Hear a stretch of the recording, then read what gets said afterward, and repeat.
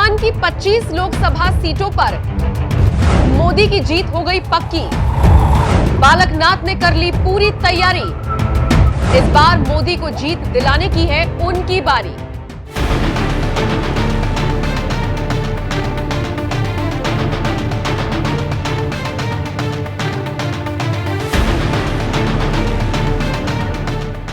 नमस्कार, मैं हूं आपके साथ नम्रता और आप देख रहे हैं एनएमएफ न्यूज। बालकनाथ राजस्थान के मुख्यमंत्री नहीं होंगे, इस रेस से वो बाहर हो गए हैं और ये बात सुनने के बाद राजस्थान की जनता बहुत निराश है। बीजेपी आलाकमान से उम्मीदें थीं, लेकिन चूंकि वसुंधरा वर्सेस बालकनाथ हो रहा था और दोनों ही नेताओं को दरकिनार नहीं किया जा सकता था, दोनों में से किसी एक भी नेता को ऊपर और दूसरे को नीचे नहीं रखा जा सकता था, इसीलिए खबर ये मिल रही है कि इस दांव पेच से बाहर निकलते हुए इस परिस्थिति को बीजेपी आलाकमान ने सुलझा लिया है और किसी तीसरे को मौका मिलने जा रहा है। और सबसे दिलचस्प बात देखिए, राजनीतिक विश्लेषक और वरिष्ठ पत्रकार ये बात दावे के साथ कह रही है कि जिस को आप सीएम रेस में देख रहे हैं ना, जिस को आप लिस्ट में देख रहे हैं ना, वो सीएम होगा ही नहीं। लिस्ट से कोई बाहर का व्यक्ति होगा जिसको राजस्थान का मुख्यमंत्री बनाया जाएगा और वो आपके लिए नया नाम होगा। राजस्थान का मुख्यमंत्री कौन होगा, आपसे चंद घंटों बाद ये फैसला हो जाएगा, लेकिन अब 2024 को लेकर बीजेपी निशाना साधने की तैयारी में है।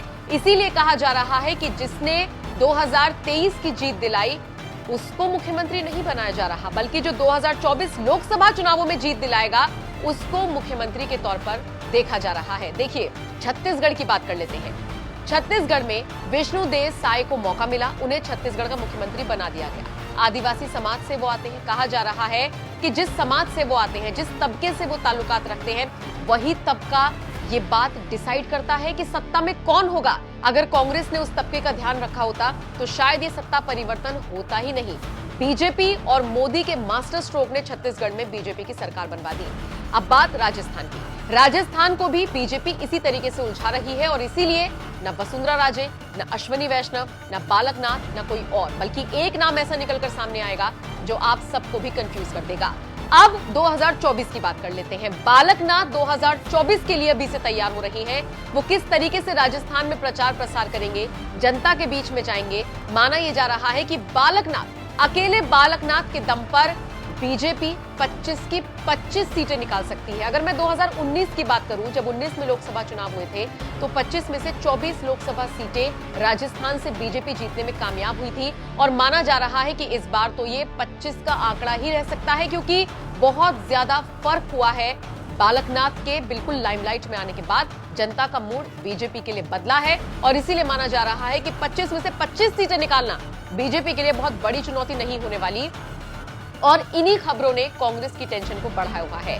बालकनाथ जमीनी स्तर पर उतरकर काम कर रही है, अपनी पकड़ को और मजबूत कर रही है, मोदी के लिए पूरी बिसात तैयार कर रही है, जिस पे चढ़कर मोदी 2024 की जीत का परचम लहराएंगे। बहरहाल ज्यादा वक्त नहीं है चुनावों में, तस्वीरें साफ हो जाएंगी उस वक्त भी कि किस तरीके से मोदी मैजिक चलेगा, बालकनाथ मैजिक चलेगा।